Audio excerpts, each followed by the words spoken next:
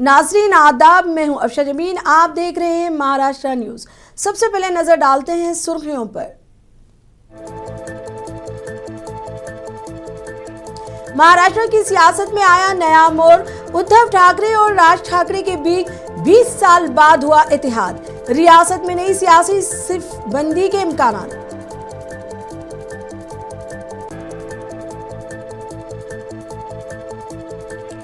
उद्धव ठाकरे ने कहा, अब मराठी विकार पर नहीं होगा कोई समझौता। जो बाला साहेब नहीं कर पाए वो फडणवीस ने कर दिखाया। राज ठाकरे का तबसरा।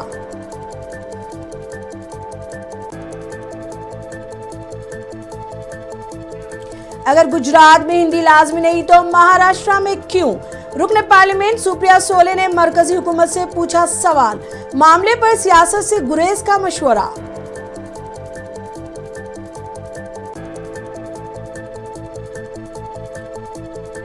राज ठाकरे की नफरत की सियासत को मजीद बर्दाश्त नहीं किया जाएगा।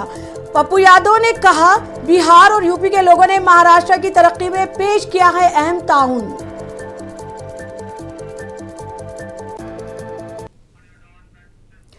अब खबरें तफसील से।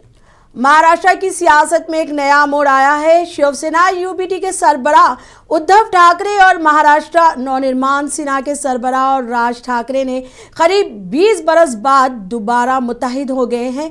पेश है ये रिपोर्ट। मुंबई के वर्ली इलाके में मुनक़िदा मराठी विजय रैली में शिवसेना यूबीटी के सरबराह उद्धव ठाकरे और महाराष्ट्र नवनिर्माण सेना के सरबराह राज ठाकरे दोनों भाइयों की मौजूदगी ने रियासत में नई सियासी सफबंदी के इम्कानात रोशन कर दिए हैं। रैली से खिताब करते हुए उद्धव ठाकरे ने कहा कि हम साथ आए हैं एक साथ रहने के लिए। उन्होंने वाजे किया कि माजी के इख्तलाफात को खत्म किया गया है और अब मराठी वक़ार पर कोई समझौता नहीं होगा। उद्धव ने मरकज की पॉलिसियों को तनखीद का निशाना बनाते हुए कहा कि कुछ लोग यूज एंड थ्रो की सियासत करते हैं, लेकिन अब हमारी बारी है। भाषेवरनं जेव्हा एखादा विषय निघतो तेव्हा तो केवळ वरवरचा धरून चालणार नाही।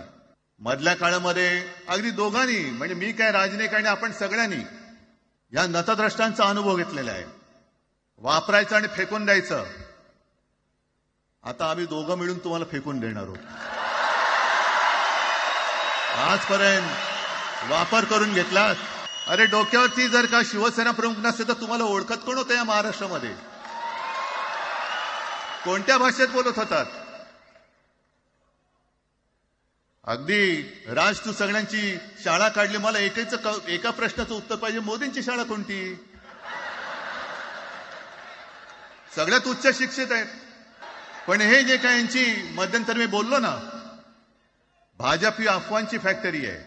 इस मौके पर राज ठाकरे ने मरकज के सै लिसानी यानी 3 जबानों वाले फॉर्मूले को वापस लेने को मराठी विकार की जीत करार दिया और कहा कि यह मुमकिन सिर्फ मराठी इत्तेहाद की बदौलत हुआ। उन्होंने जोर देकर कहा कि जो बाला साहब नहीं कर पाए वो फडणवीस ने कर दिखाया। हमें साथ लाने का काम किया। मी माझ्या मुलाखतीमध्ये एक म्हटलं होतं की त्याच्यातनं या सगळ्या गोष्टी खरं तर सुरू झाल्या आणि मी असं म्हटलं होतं की कोणत्याही वादापेक्षा आणि कुठच्याही भांडणापेक्षा महाराष्ट्र मोठा आहे।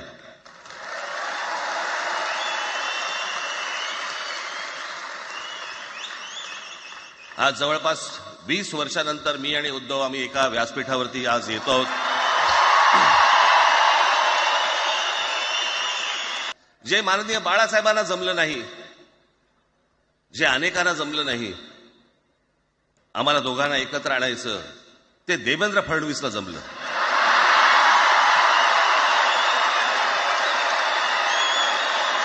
राज ठाकरे ने मरकजी हुकूमत पर हिंदी मुसल्लत करने का इल्जाम लगाते हुए कहा कि यह जबान का प्यार नहीं बल्कि एक सियासी एजेंडा है। उन्होंने कहा कि मराठी बोलने वालों को बांटने की कोशिश की जा रही है ताकि उनकी लिसानी यकजहती को तोड़ा जा सके। जुनूबी हिंद की मिसाल देते हुए उन्होंने कहा कि वहां के रहनुमा भी अंग्रेजी मीडियम से पढ़कर आए हैं लेकिन अपनी जबान से जुड़े रहे। रैली में दोनों लीडरों का जारहाना लबो लहजा मराठी शनाख्त, हिंदुत्व और मुंबई को महाराष्ट्र से अलग करने की कोशिशों के खिलाफ सख्त मौक़िफ़ जाहिर करता है। इस इत्तेहाद से महाराष्ट्र में शिंदे हुकूमत और बीजेपी के लिए सियासी चैलेंज बढ़ सकता है। ब्यूरो रिपोर्ट, मुंसिफ टीवी। उद्धव ठाकरे और राज ठाकरे के एक साथ आने पर पार्टी लीडरों में काफी जोशो खरोश है। इन लीडरों का कहना है कि ये महाराष्ट्र के लिए अच्छी खबर है और दोनों भाइयों का इतिहाद एक तारीखी लम्हा है। ऐतिहासिक क्षण देखा, 19 साल के बाद दोनों भाई एक साथ हुए हैं और बनी रहेगी और महाराष्ट्र में मराठी हित, महाराष्ट्र का हित सबसे ऊपर है। आपने उनका उत्साह देखा है, उन लोगों ने साथ में काम किया है और 20 साल के बाद जब एक साथ आए हैं तो आपने पूरा हॉल देखा है, हॉल के बाहर जो भीड़ रखी है, जनता का उत्साह दिखा रहा है कितना उनके मन में था कि दोनों भाई फिर से आए। हम सारे कार्यकर्ता और महाराष्ट्र की जनता के मुस्कुराहट जो आज बदल रही है, हंस रही है, यानी आनंदित हो रही है, उसका कारण आज ये दोनों भाई एक साथ आए और महाराष्ट्र के हित के लिए हम आगे एक साथ रहेंगे, ये वादा उन्होंने किया। सिर्फ चुनाव ही नहीं, भविष्य के महाराष्ट्र के हित के लिए जो जो एक साथ करके करना होगा वो साथ करेंगे, ऐसा भरोसा है। दोनों भाई ने आज स्पष्ट दिखा दिया कि हिंदू हृदय सम्राट बाला साहब ठाकरे जी के जो असली महाराष्ट्र के विचार लेकर चलने वाले वंशज हैं, तो ये दोनों ठाकरे बंधु हैं। दोनों ने पूरे भाषण में वो ताली बजवाई है जनता के दिलों से जो जनता चाहती थी। उद्धव साहब हमेशा कहते थे कि महाराष्ट्र की जनता जो चाहती वही होगा, आज हो गया। आज दोनों ने एक साथ हाथ मिला लिए, दोनों ने एक दूसरे को सम्मानित भी किया और दोनों ने एक संदेश दिया कि जो बाला साहब ठाकरे जी को उस समय नहीं जमा कि दोनों ठाकरे एक हो जाएं, वो देवेंद्र जी ने अपनी ही गलतियों से करवा दिया। तो देवेंद्र जी को भोगना पड़ेगा अपने इस गलती के लिए। आने वाले चुनाव पर इसका असर पड़ेगा, आने वाले महाराष्ट्र की राजनीति पर इसका असर पड़ेगा, क्योंकि महाराष्ट्र नवनिर्माण सेना और शिवसेना एक ही डीएनए है। दोनों 20 साल से अलग थे, आज दोनों एक मंच पे आए। जो महाराष्ट्र के मन में बात थी, जो महाराष्ट्र मराठी की बात थी, उन्होंने मन की बात जन के सामने की। जो हुआ वो पीछे, लेकिन मराठी महाराष्ट्र मुंबई के लिए आगे। जो दोनों भाइयों ने माननीय उद्धव जी ठाकरे साहब, माननीय राज साहब ठाकरे, उन्होंने जिस प्रकार भूमिका रखी है महाराष्ट्र धर्म की, महाराष्ट्र के हित की, महाराष्ट्र के अच्छे की और मराठी की प्रगति की, मैं समझता हूँ आने वाले समय में महाराष्ट्र के लिए बड़ी महत्वपूर्ण बात उन्होंने रखी है और आने वाले समय में महाराष्ट्र के लिए ये बड़ी बात होने वाली है। हमारी हिंदी से कोई शत्रुता नहीं है, किंतु हम मानते हैं कि जिस तरह से भाषा के आधार पर राज्य की रचना हुई है और हर एक राज्य को अपनी मातृभाषा एक बताई गई, जो संविधान के परिशिष्ट 8 में 22 भाषाओं का चयन किया गया, उन 22 में से जो मेरी मातृभाषा मराठी है, उस मराठी का सम्मान मैं मेरे राज्य में चाहती हूँ। इसका कतई अर्थ यह नहीं है कि मेरी हिंदी से कोई शत्रुता है या मेरी पार्टी की हिंदी से कोई शत्रुता है। हम बस इतना कहना चाहते हैं कि अगर आप बाकी किसी भी राज्यों में यह त्रिभाषा की शक्ति के नाम पर हिंदी नहीं थोप रहे हैं, तो सिर्फ महाराष्ट्र में यह राजनीति आप क्यों खेल रहे हो? और बस इसी को लेकर मराठी अस्मिता और मराठी प्रदेश के लिए आज आपने देखा होगा कि यहाँ यह सारा मराठी मानुस इकट्ठा हुआ है। शिवसेना यूबीटी के रुकने पार्लियामेंट संजय रावत ने कहा, ठाकरे खानदान दूसरे कर्दा लीडर मराठी मुखालिफिन के साथ निपटेंगे। संजय रावत ने कहा कि हम इन लोगों से लड़ेंगे जो महाराष्ट्र के लोगों के खिलाफ है। तो बहुत ही मीठी है हमारे लिए, ये त्योहार है, महाराष्ट्र के लिए त्योहार है कि ठाकरे परिवार के दो प्रमुख नेता जो राजनीति के कारण अलग हो गए थे, वो 20 साल के बाद एक मंच साझा कर रहे हैं। ये हमारी सबकी इच्छा रही हमेशा कि ये सब एक साथ आकर जो महाराष्ट्र के दुश्मन है, मराठी मानुस के दुश्मन है, उनके खिलाफ ताकत से हमको लड़ाई करनी चाहिए। आज उद्धव और राज ठाकरे जी एक साथ आकर जरूर महाराष्ट्र को और मराठी मानुस को एक दिशा देंगे और एक ललकारी भी देंगे और हम सब खुश। महाराष्ट्र के नायब वजीर आला एकनाथ शिंदे की जानिब से जय गुजरात का नारा लगाने के मामले पर अपोजिशन की जानिब से शदीद रद्द-ए-अमल का इजहार किया जा रहा है। शिवसेना यूबीटी के लीडर संजय रावत ने शिंदे को शाहसेना का लीडर करार दिया। उन्होंने कहा कि यह महाराष्ट्र की तौहीन है।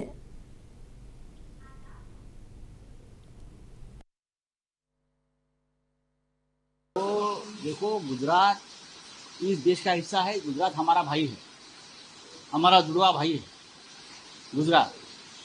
गुजराती भाई हमारे भाई है, लेकिन महाराष्ट्र में आपको जय महाराष्ट्र के बाद कोई और जय की बात नहीं करनी चाहिए, ये परंपरा है। और मैं ये कहूँगा कि शिंदे बोलते हैं कि ये गुजराती जो हमारे भाई है, उन्हें कुछ पुणे में कुछ काम किया, उसके लिए मैंने जय गुजरात बोला है। मेरे सामने गुजराती लोग थे। अब बड़ौदा में तो सब मराठी लोग हैं, सूरत में मराठी लोग हैं, तो क्या मोदी और शाह वहाँ जाकर कार्यक्रम में जय महाराष्ट्र बोलते हैं क्या? ग्वालियर और इंदौर में तो मराठी राजा रहे हैं और आज भी है, तो वहाँ जाकर वहाँ के मुख्यमंत्री जय महाराष्ट्र बोलेंगे? नहीं बोलेंगे। तो आपको क्या जरूरत है? तो आप एनसीपी एससीपी की लीडर सुप्रिया सुले ने महाराष्ट्र में 3 जुबानों के लाजमी फॉर्मूले के बारे में अपनी मायूसी का इजहार करते हुए सवाल किया कि जब गुजरात, केरला, तमिलनाडु और उड़ीसा जैसी रियासतों में ये शर्त नहीं है तो इसे यहाँ क्यों नाफिज किया जा रहा है। सोले ने पहली जमात से हिंदी को लाजमी करने के फैसले पर तनकीद की। उन्होंने असातिज़ा की कमी और गिरते हुए तालीमी मेयार जैसे मसाइल को उजागर करते हुए कहा कि तालीमी पॉलिसियाँ सियासी मुहर्रकात की बजाय माहिरीन की सिफारिशात पर मुबनी होनी चाहिए।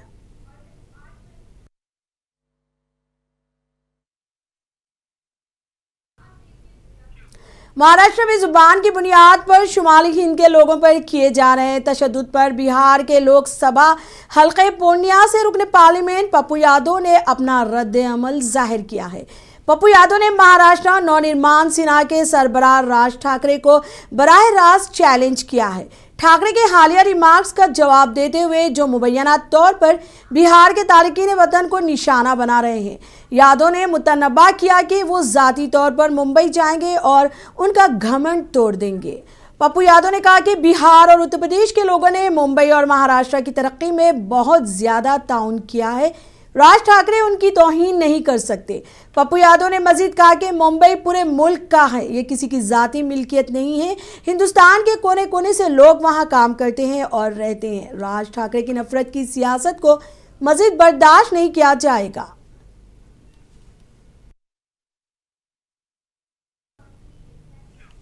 Chief justice of India BR गवाई ने कहा कि जजों की तकर्रुरी के लिए कॉलेजियम निज़ाम मेरिट, शफाफियत और जामा नुमाइंदगी के उसूलों को बरकरार रखेगा और उन्होंने जोर देकर कहा कि इस अमल से बैरूनी दबाव से समझौता नहीं किया जाएगा।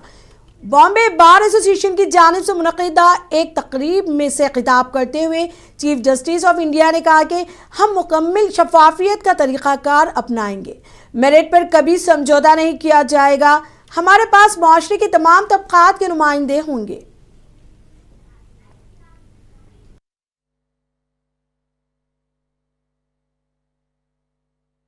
Interference in the functioning of the collegium. I must assure you that we'll ensure that we'll adopt a complete process of transparency while ensuring that the representation is given to all sections of society. The merit will never be compromised. And insofar as my own High Court is concerned, I can assure that the names, whatever are recommended, we'll try to follow it up, and that as soon as possible, the Bombay High Court starts functioning at a full strength, so that at least the issue of pendency is addressed to some extent. As I said in the beginning, I won't be long because I see quite and in any case on a Friday evening it is difficult to bear the speakers for too long. I am once again grateful to this great institution. Bombay high court ने यूरान में गैरकानूनी तामीरात की इजाज़त देने में हुक्काम के rule पर तनकीद की। अदालत ने यूरान के जंजेगांव में 5 गैरकानूनी तौर पर तामीर शुदा इमारतों के साथ एक कॉम्प्लेक्स को 4 हफ्तों के अंदर मुनहदिम करने का हुक्म दिया है। अदालत ने मुकामी रिहायशियों की बार बार शिकायत के बावजूद प्रॉपर्टी डेवलपर्स और city and industrial development corporation के अहलकारों के दरमियान मिली भगत के सबूत को उजागर किया।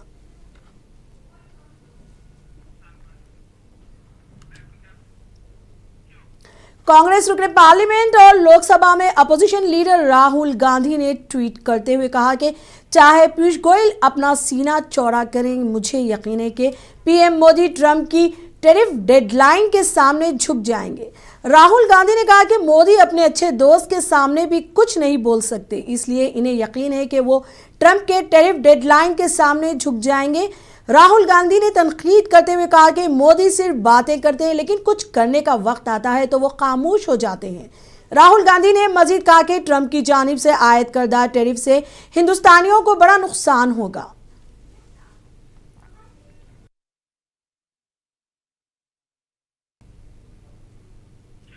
वज़ीर-ए-आज़म मोदी अर्जेंटीना के सरकारी दौरे पर पहुंच गए हैं।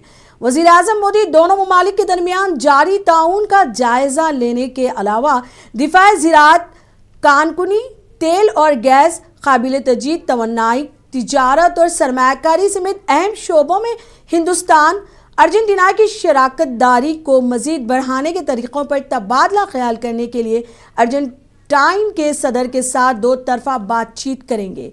इसके अलावा नरेंद्र मोदी यहां बिजनेस समिट में भी हिस्सा लेंगे, जबकि वो हिंदुस्तानी कम्युनिटी के लोगों से भी मुलाकात करेंगे।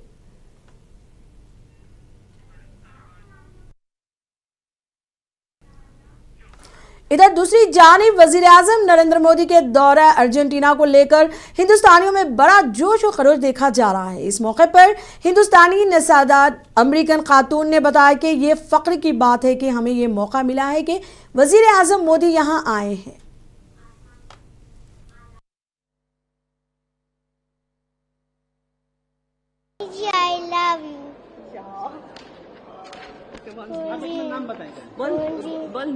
My name is Isha Daura Mondal.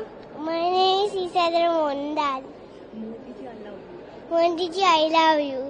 नमस्ते, मेरा नाम सुरुचि छाबरा सबलोक है एंड मैं यहाँ अर्जेंटीना में भी रहती हूँ। I am an Indian American and ये इतनी गर्व की बात है कि हमें ये अपॉर्चुनिटी मिली है कि प्राइम मिनिस्टर मोदी जी आए हैं। It's very very exciting and grateful on behalf of all the community here. बहुत अच्छा लग रहा है। I am really excited to see Mr. Modi ji because even though I was born in the US, my parents are still from India and I want to feel connected to my roots. And I'm really excited to see him because he's helped shape the world and he's made India like a lot better as a country, like in a way. So I'm really excited to see him and thank you so much for coming to Argentina. देखो जी, हम तो यही सबसे पहले तो हमारी PM Modi का most welcome करते हैं उनका अर्जेंटीना आने के लिए। दूसरी बात यही है कि हम तो हमारे देश के लिए शांति की अरदास करते हैं कि हमारा देश तरक्की करे, जैसे भी मोदी की सरकार में कर रहा है। अभी देखने को तो अच्छा लग रहा है कि अभी इतनी थर्ड पोजीशन पर हमारा इंडिया आ चुका है। बाकी देखते हैं अभी मोदी क्या समझौता करते हैं अर्जेंटीना के साथ। अगर हमारे इंडियन लोगों को, कम्युनिटी को भी फायदा हो जाए उसका, और जो इंडिया में रहते हैं उनको भी फायदा हो, हम लोगों को भी फायदा हो, इसलिए हम मोदी साहब का धन्यवाद करते हैं। Thank you sir. जोश काफी अच्छा है, काफी वो कहते हैं ना कि जोश is very high right now, और हमारा सौभाग्य है कि हम पीएम से यहाँ पे मिल रहे हैं एक अर्जेंटीना, और हम चाहते हैं कि आने वाले टाइम पे अर्जेंटीना और भारत के संबंध और मजबूत हो, और जिससे मोदी जी आ रहे हैं यहाँ पे तो हमारा सौभाग्य है कि हम उनसे मिल पाएंगे और उनसे वार्तालाप अगर कर पाए तो बहुत बढ़िया है। वज़ीर-ए-आज़म मोदी के दौरे पर अर्जेंटीना में हिंदुस्तान के सफीर अजनीश कुमार ने कहा कि वज़ीर-ए-आज़म का अर्जेंटाइन का दौरा हमारे दो तरफा ताल्लुकात का एक अहम मौका है। ये दौरा एक तवील अरसे के बाद यानी 5 दहाइयों से ज़ायद अरसे के बाद हो रहा है। उन्होंने कहा कि हिंदुस्तान और अर्जेंटीना के ताल्लुकात कसीर जहती हैं, हम बहुत से मौज़ूआत पर ताउन कर रहे हैं।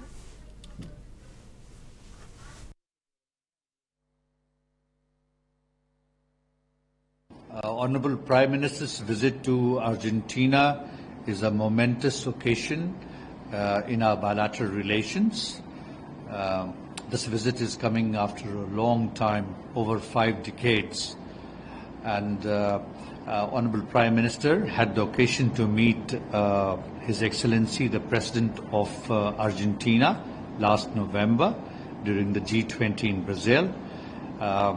This visit will only consolidate on the points discussed during that last meeting, and one has to remember that India-Argentina relations are multifaceted, and we have cooperation across a range of subjects, And it was only last year that we celebrated 75 years of the establishment of diplomatic relations between the two countries. What will be the schedule of the PM Modi in Argentina, sir? What are the key engagements? Well, Honorable Prime Minister arrives late in the evening of 4th of July. He will go to his hotel.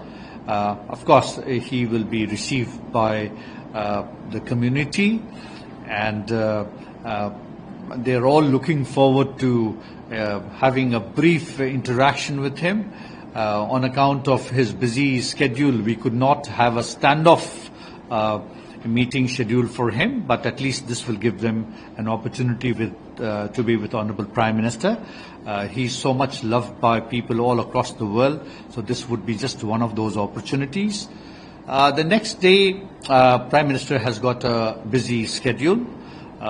He'll be paying his respects and homage to the father of the Argentine nation. He's commonly known as the Libertador at Plaza de San Martin. And at the plaza, he would be joined by the foreign minister of this country.